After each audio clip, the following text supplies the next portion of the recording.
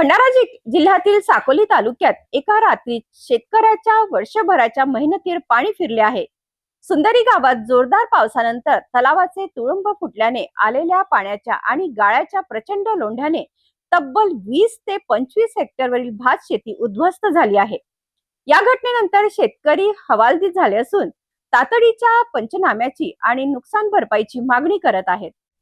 भंडारा जिल्ह्यातील साकोली तालुक्यातील सुंदरी गावात मंगळवारी पहाटे घडलेल्या घटनेने शेतकऱ्यांवर मोठे संकट ओढवले आहे। रात्री झालेल्या मुसळधार पावसानंतर एका खासगी तलावाचे तुडुंब फुटल्याने तलावातील पाण्याचा आणि गाळाचा प्रचंड लोंढा थेट भात शेतीत घुसला।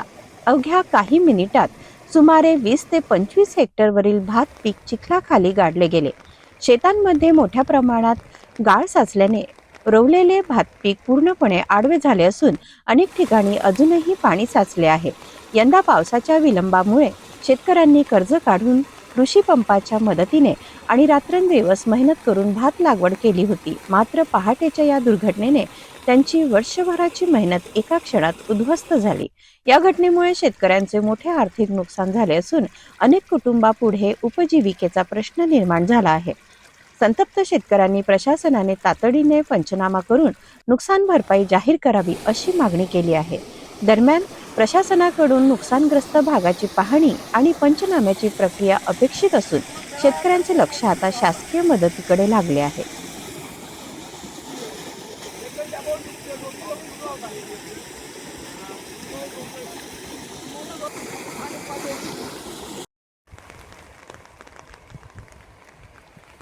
दुष्काळाच्या संकटातून सावरत असतानाच आता तलाव फुटल्याने शेतकऱ्यांवर नवे संकट कोसळले आहे।